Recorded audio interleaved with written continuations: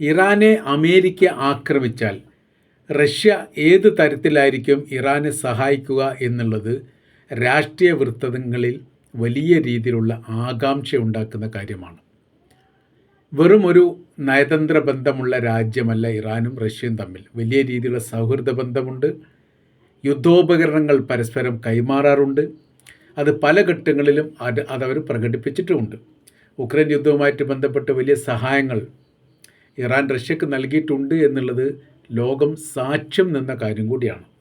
ഇപ്പോഴത്തെ നിലവിലെ സാഹചര്യം എന്ന് പറഞ്ഞാൽ ഏതെങ്കിലും തരത്തിൽ ഇറാൻ്റെ സൈനികപരമായിരിക്കുന്ന ബലത്തിന് ക്ഷതമുണ്ടാക്കുക എന്നുള്ളത് ഇസ്രായേലിൻ്റെയും അമേരിക്കയുടെയും ആഗ്രഹവും താല്പര്യവുമാണ്. അതിനുവേണ്ടി ദശകോടികൾ നീക്കിവെക്കാനും അമേരിക്ക തയ്യാറാണ്. അങ്ങനെ തന്നെ വലിയ വ്യാപകമായിരിക്കുന്ന അല്ലെ വിപുലമായിരിക്കുന്ന ഒരു സജ്ജീകരണത്തോടു കൂടിയാണ് ഇറാൻ ആക്രമിക്കാൻ നിലവിൽ അമേരിക്ക തീരുമാനിച്ചത്. അതിനോടനുബന്ധിച്ച് യുദ്ധക്കപ്പലുകളും സംവിധാനങ്ങളുമെല്ലാം ഈ ഇറാൻ്റെ കടൽ തീരം ചേർന്നുകൊണ്ട് പുറപ്പെട്ടിട്ടുണ്ട് അല്ലെങ്കിൽ വന്നുകൊണ്ടിരിക്കുന്നു എന്ന തരത്തിലുള്ള റിപ്പോർട്ടൊക്കെ പുറത്തു വരികയാണ്. ഇത്തരമൊരു പ്രതിസന്ധി ഘട്ടത്തിൽ അല്ലെങ്കിൽ ഇത്തരമൊരു സാഹചര്യത്തിൽ എങ്ങനെയായിരിക്കും റഷ്യ ഇറാനെ സഹായിക്കുക? അതിന് 4 ഘട്ടങ്ങളാണ് പ്രധാനമായ രീതിയിൽ ഈ വിഷയവുമായിട്ട് ബന്ധപ്പെട്ട് പുറത്തു വന്നിരിക്കുന്നത്. അതിൽ ആദ്യത്തേത് വീറ്റോ പവർ ഉപയോഗിച്ച് കഴിഞ്ഞിട്ട് തടയുക എന്നതുമായി ബന്ധപ്പെട്ടാണ്. അഥവാ ഇറാനെ ആക്രമിക്കാൻ വേണ്ടി അമേരിക്ക UN സഭയിൽ ഒരു പ്രമേയം അവതരിപ്പിക്കും. ആ പ്രമേയത്തിന് ലോകാടിസ്ഥാനത്തിൽ വോട്ട് രേഖപ്പെടുത്തുക എന്നുള്ള ഒരു പ്രക്രിയ ആ മേഖല കേന്ദ്രീകരിച്ച് ഉണ്ടാവും. ഇതിൻ്റെ പശ്ചാത്തലത്തിൽ നിന്നുകൊണ്ട് എന്ത് ചെയ്യണം? ഇത് പാസ്സാക്കിയെടുക്കാൻ വളരെ എളുപ്പത്തിൽ അമേരിക്കക്ക് സാധിക്കും. അതിൻ്റെ കാര്യം എന്ന് പറയുന്നത്, അമേരിക്കയോട് താല്പര്യമുള്ള ആളുകൾക്ക് ഒരിക്കലും ഇതിനെ അവഗണിക്കാൻ വേണ്ടിയിട്ട് സാധിക്കുകയില്ല. അതാണ് ഏറ്റവും പ്രധാനമായിരിക്കുന്ന വിഷയം. അമേരിക്ക പേടിപ്പിച്ചാൽ നിൽക്കുന്ന നല്ലൊരു ശതമാനം രാജ്യങ്ങൾ ഉണ്ട് എന്നുള്ളതാണ് അതിൻ്റെ മറ്റൊരു രീതി. അങ്ങനെ ഇത് പാസ്സാക്കിയെടുക്കുകയാണെങ്കിൽ വീറ്റോ പവർ ഉപയോഗിച്ചുകൊണ്ട് റഷ്യ അതിന് പ്രതിരോധമുണ്ടാക്കും എന്നുള്ളതാണ് ആദ്യത്തെ ഘട്ടത്തിലെ വിഷയമായിട്ട് നിലനിൽക്കുന്നത്. ഉക്രൈൻ വിഷയവുമായിട്ട് ബന്ധപ്പെട്ട് സമാനമായ രീതിയിൽ അമേരിക്ക തന്നെ അവിടെ ഒരു പ്രമേയം അവതരിപ്പിക്കുന്നു. ആ പ്രമേയം പാസ്സാകുന്ന ഒരു സാഹചര്യം ഉണ്ടായ സമയത്ത് റഷ്യ തന്നെയാണ് വീറ്റോ പവർ ഉപയോഗിച്ചുകൊണ്ട് അതിനെ ഇല്ലാതാക്കിയത്. അപ്പോൾ അതിൽ പറയപ്പെട്ട കാര്യം തന്നെ ഇങ്ങനെയാണ്: റഷ്യയെ രക്ഷിക്കാൻ വേണ്ടി റഷ്യ തന്നെ അവരുടെ വീറ്റോ പവർ UN സഭയിൽ ഉപയോഗിച്ചു എന്നുള്ള തരത്തിൽ. അപ്പോൾ ഇതിൻ്റെ രണ്ടാമത്തെ ഘട്ടം എന്ന് പറയുന്നത് പ്രതിരോധവുമായി ബന്ധപ്പെട്ട വിഷയമാണ്. അഥവാ ഇറാനെ ആയുധം ഉപയോഗിച്ച് മിസൈൽ കൊണ്ടോ ഡ്രോൺ കൊണ്ടോ മറ്റേതെങ്കിലും സംവിധാനങ്ങൾ കൊണ്ടോ ആക്രമിക്കുകയാണെങ്കിൽ അതിന് S-300 S-400 പോലെയുള്ള അപ്ഗ്രേഡ് ചെയ്ത പ്രതിരോധ സിസ്റ്റം ഉപയോഗിച്ചുകൊണ്ട് ഇറാന് പ്രതിരോധമുണ്ടാക്കുന്ന തരത്തിലുള്ള സംവിധാനം റഷ്യ ചെയ്തു കൊടുക്കും. അഥവാ ഈ സിസ്റ്റം ഇറാന് നൽകും അല്ലെങ്കിൽ കൈമാറും എന്ന തരത്തിലാണ്. അങ്ങനെ വരുന്ന സമയത്ത് വലിയ രീതിയിലുള്ള നാശനഷ്ടങ്ങൾ ഇറാൻ്റെ ദേശത്ത് ഉണ്ടാവാത്ത രീതിയിൽ സംരക്ഷിക്കാൻ വേണ്ടി അപ്ലോഡ് ചെയ്യപ്പെട്ട ഈ പ്രതിരോധ സിസ്റ്റത്തിന് സഹായിക്കും എന്നുള്ളതാണ് അതിൻ്റെ രണ്ടാം ഘട്ടത്തിൻ്റെ ഭാഗമായിട്ട് പറയുന്നത്. അതിൻ്റെ തുടർച്ചയായിട്ട് പറയുന്നത് ഇങ്ങനെയാണ്: റഡാർ സംവിധാനവും ഇലക്ട്രോണിക് വാർഫെയർ സിസ്റ്റവും സാറ്റലൈറ്റ് ഇൻ്റലിജൻസ് സംവിധാനങ്ങളുമെല്ലാം കുറ്റമറ്റ രീതിയിൽ തന്നെ ഇറാന് സഹായിക്കാൻ വേണ്ടിയിട്ട് റഷ്യ നൽകും. അഥവാ റഷ്യയുടെ സൈനികർ ഇറാൻ്റെ സൈനികരുമായി ചേർന്നുകൊണ്ട് അമേരിക്കയെ പ്രതിരോധിക്കുന്ന ഒരു സംവിധാനം മാറ്റി നിർത്തിയാൽ ബാക്കി എല്ലാ തരത്തിലും സഹായം നൽകും എന്നുള്ളതാണ്. മൂന്നാമത്തെ ഘട്ടം പറയുന്നത് ചൈനയുമായി ചേർന്നുകൊണ്ട് സാമ്പത്തിക സഹായം ഇറാന് നൽകും. അതോടൊപ്പം തന്നെ എണ്ണ വ്യാപാരം തുടരാൻ വേണ്ടിയിട്ട് സംയുക്തമായ രീതിയിൽ കരാർ വ്യവസ്ഥ ഉണ്ടാക്കും.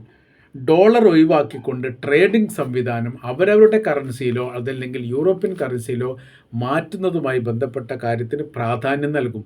ഇപ്പോൾ പരമാവധി ഈ ട്രേഡിങ്ങുമായിട്ട് അന്താരാഷ്ട്ര വിപണിയുമായിട്ട് ബന്ധപ്പെട്ടതും അതോടൊപ്പം തന്നെ ഈ സ്വർണവുമായിട്ട് ബന്ധപ്പെട്ടതെല്ലാം വിനിമയവും വ്യാപാരവും നടക്കുന്നത് ഡോളറിൻ്റെ ഈ വിനിമയ രീതിയിലേക്ക് അനുസരിച്ചാണ്. അങ്ങനെ ഡോളറിനെ ആശ്രയിച്ചുകൊണ്ട് കച്ചവടം നടക്കുന്ന സമയത്ത് ഡോളറിൻ്റെ മൂല്യം ഉയരുകയും അതിന് വലിയ രീതിയിലുള്ള മാർക്കറ്റ് ഉണ്ടാവുകയും ചെയ്തു. ലോകത്തിൽ ഏറ്റവും കൂടുതൽ ഈ മാർക്കറ്റുള്ള കറൻസികളിലൊന്ന് ഡോളറാണ് എന്നുള്ള കാര്യം നമുക്കറിയാം. മൂല്യം നോക്കുന്ന സമയത്ത് കുവൈറ്റാണ്. അഥവാ $1 കൊടുത്താൽ യഥാർത്ഥത്തിൽ ഈ 1 ദിനാർ കൊടുത്താൽ യഥാർത്ഥത്തിൽ $3 എങ്കിലും ലഭ്യമാകുന്ന തരത്തിലാണ്. നമ്മുടെ കറൻസി ആയിട്ട് നോക്കുന്ന സമയത്ത് ഒരു ഡോളറിന് ഏകദേശം 90-92 രൂപ ആ റേഞ്ചിലാണ് ഇപ്പോൾ ഏകദേശം മാർക്കറ്റ് ഉള്ളത്. അപ്പോൾ കുവൈറ്റിൻ്റെ ദിനാറുമായിട്ട് ഇന്ത്യയുടെ കറൻസി കൈകാര്യം ചെയ്യുകയാണെങ്കിൽ ഒരു ദിനാറ് കൊണ്ട് ഇന്ത്യയുടെ ഏകദേശം 300 രൂപ ലഭ്യമാകുന്നത്, അതായത് 2 ഇരട്ടിയിലധികം ഡോളറുമായിട്ട് വിനിമയം ചെയ്ത സമയത്ത്. അപ്പോൾ അതുകൊണ്ട് എന്താ, ഈ മൂല്യത്തിന് ഉയർച്ച ഉണ്ടാകും എന്നുള്ളതാണ് ഏറ്റവും വലിയ പ്രത്യേകത. അത് ഒഴിവാക്കാൻ വേണ്ടിയിട്ട് അവർ തീരുമാനിക്കുന്നുണ്ട് എന്നുള്ളതാണ് ഇതിൻ്റെ ഇറാനെ സഹായിക്കുന്നതുമായിട്ട് ബന്ധപ്പെട്ട പ്രധാന ഭാഗമായിട്ട് പറയുന്നത്. അടുത്തത് 4ാം ഘട്ടമാണ്. 4ാം ഘട്ടത്തിൽ റഷ്യ പിന്തുണക്കുന്ന ഗ്രൂപ്പുകളെ സജീവമാക്കുക. അതായത് സിറിയയിലും ലെബനാനിലും ഇറാഖിലുമൊക്കെ ഈ റഷ്യ പിന്തുണക്കുന്ന ഒരു സൈനിക ട്രൂപ്പ് ചെറിയ സംഘമായിട്ട് പോലും പ്രവർത്തിക്കുന്നുണ്ട്. അത് അതീവ രഹസ്യമായിരിക്കുന്ന കൂടിയാണ് പ്രവർത്തിക്കുന്നത് എന്ന് ചുരുക്കം.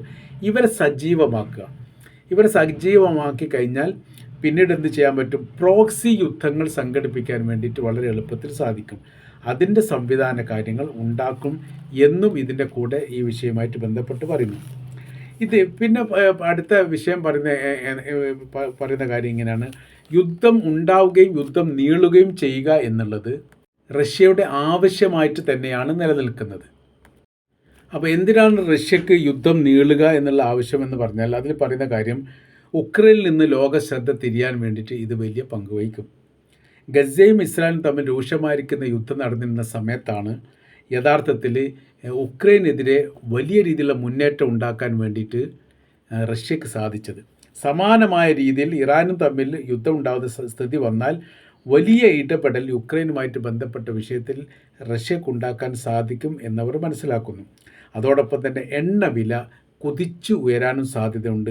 ഇത് റഷ്യയുടെ വിപണി തകരാതെ സംരക്ഷിക്കുകയും വലിയ രീതിയിലുള്ള സാമ്പത്തിക മുന്നേറ്റം ഇതിനാൽ ഉണ്ടാക്കാൻ സാധിക്കുകയും ചെയ്യും. പിന്നീട് അമേരിക്ക ഒരു അക്രമകാരികളാണ് എന്ന് ലോകത്തോട് വിളിച്ചു പറയാനുള്ള നല്ലൊരു അവസരമായിട്ട് റഷ്യക്ക് അത് കിട്ടും. അങ്ങനെ വലിയൊരു മേൽക്കോയ്മ ലോകാടിസ്ഥാനത്തിൽ ഉണ്ടാക്കാൻ റഷ്യക്ക് സാധിക്കും എന്നുകൂടി അതിനോടനുബന്ധിച്ച് കണക്കുകൂട്ടിയാണ്. അമേരിക്ക ഉറക്കമില്ലാത്ത തടവറയിലേക്ക് നീങ്ങിപ്പോകും എന്നുള്ള കാര്യത്തിൽ സംശയമില്ല എന്നും ഇതിൽ കാണാൻ വേണ്ടി സാധിക്കും. അപ്പോൾ നമ്മൾ മനസ്സിലാക്കുന്ന കാര്യം, യുദ്ധത്തിൻ്റെ സ്ഥിതിഗതികൾക്കൊക്കെ വലിയ മാറ്റങ്ങൾ വരാൻ സാധ്യതയുണ്ട് എന്നുള്ളതും, ഇറാനെ തൊടുന്ന സമയത്ത് അതിൻ്റെ രീതികൾ വിചാരിച്ച തരത്തിലല്ല, പ്രത്യാക്രമണം ഉണ്ടാകുകയും അതോടൊപ്പം തന്നെ പ്രതിസന്ധി ഉണ്ടാവുകയും ചെയ്യുക എന്നുള്ളതാണ്. ഏതെല്ലാം മേഖല കേന്ദ്രീകരിച്ചുകൊണ്ട് ഏതൊക്കെ തരത്തിലാണ് ഇറാൻ അമേരിക്കയെ ആക്രമിക്കുക എന്ന് ഇപ്പോഴും കൃത്യമായിട്ട് പറയാൻ വേണ്ടി സാധിക്കുകയില്ല. പ്രത്യേകിച്ച് ഇതിൻ്റെ ഭയപ്പാട് ഏറ്റവും കൂടുതലുള്ള രാജ്യം ഒന്ന് ഇസ്രായേലാണ്. ഇസ്രായേലിൻ്റെ സർവ്വ മേഖല കേന്ദ്രീകരിച്ചുകൊണ്ടും ആക്രമിക്കും എന്നുള്ളത് ഏറെക്കുറെ ഉറപ്പാണ്. അപ്പോൾ ഇറാനെ സംബന്ധിച്ചിടത്തോളം നമ്മുടെ വിഷയം എന്ന് പറഞ്ഞാൽ എങ്ങനെ റഷ്യ സഹായിക്കും ഇറാനെ എന്നുള്ളതാണ്. എല്ലാ സർവ്വസന്നാഹങ്ങൾ ഉപയോഗിച്ചുകൊണ്ടും റഷ്യ ഇറാനെ സഹായിക്കും എന്ന കാര്യം ഉറപ്പാണ്. അതോടൊപ്പം തന്നെ ചൈനയും സഹായിക്കും. സാമ്പത്തികമായിരിക്കുന്ന ഇപ്പോഴത്തെ പ്രതിസന്ധി, കറൻസിയുമായിട്ട് ബന്ധപ്പെട്ട കാര്യവും മൂല്യം ഇടിയുന്നതുമായി ബന്ധപ്പെട്ട കാര്യത്തിനൊക്കെ പരമാവധി സഹായം നൽകാൻ വേണ്ടിയിട്ട് റഷ്യയും ചൈനയും തീരുമാനിച്ചിട്ടുണ്ട്. ഒരു പരിധിവരെ അറേബ്യൻ രാജ്യങ്ങളും ഇറാനെ സഹായിക്കും എന്നുള്ള വിവരമാണ് ഏറ്റവും ഒടുവിൽ പുറത്തു വരുന്നത്.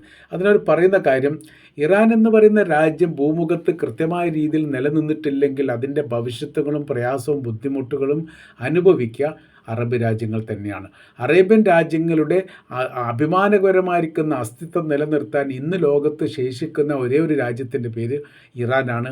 ഈ കാര്യം അമേരിക്കക്കും അറിയാം. കാര്യം എന്ന് പറഞ്ഞാൽ അമേരിക്കയുടെ നയങ്ങൾക്കനുസരിച്ചുള്ള ഒരു ഭരണ സംവിധാനം ഇറാനിൽ വന്നു പെട്ട് കഴിഞ്ഞാൽ പിന്നീട് വളരെ എളുപ്പത്തിൽ തന്നെ അവരുദ്ദേശിക്കുന്ന തരത്തിൽ അറേബ്യൻ മേഖലയും സംവിധാനത്തെയും മാറ്റിമറിക്കാൻ വേണ്ടി സാധിക്കും എന്നവർ കണക്കൂട്ടുന്നു. ഇത് യഥാർത്ഥത്തിൽ ഒരു യാഥാർത്ഥ്യമായിട്ട് തന്നെയാണ് വരുത്താൻ വേണ്ടി സാധിക്കുക. റഷ്യ ഈ മേഖലയിൽ നിന്ന് മാറിക്കഴിഞ്ഞാൽ പിന്നീട് ലോകാടിസ്ഥാനത്തിലുള്ള റഷ്യയുടെ ആധിപത്യം അങ്ങനെ തന്നെ ഇല്ലാതായി പോവുകയും ചെയ്യും. ഇപ്പോൾ തന്നെ ഈ അമേരിക്കയുടെ ശക്തമായിരിക്കുന്ന ഇടപെടലിൽ പല സോവിയറ്റ് യൂണിയനെ പിന്തുണച്ചിരിക്കുന്ന പല രാജ്യങ്ങളും ഇപ്പോൾ ചേരി മാറിക്കൊണ്ട് അമേരിക്കൻ ചേരിയിലേക്ക് മാറുന്നു. അത് ലോകത്ത് റഷ്യക്ക് ഇടപെടാൻ പല രാജ്യങ്ങളിലും കൃത്യമായ രീതിയിൽ സാധിക്കാത്തതാണ് എന്നുകൂടി വിലയിരുത്തുന്നു. അങ്ങനത്തെ ഒരു വലിയ പ്രതിസന്ധി അതിജീവിക്കാനും സാധിക്കും എന്നുള്ളതാണ് വിലയിരുത്തൽ.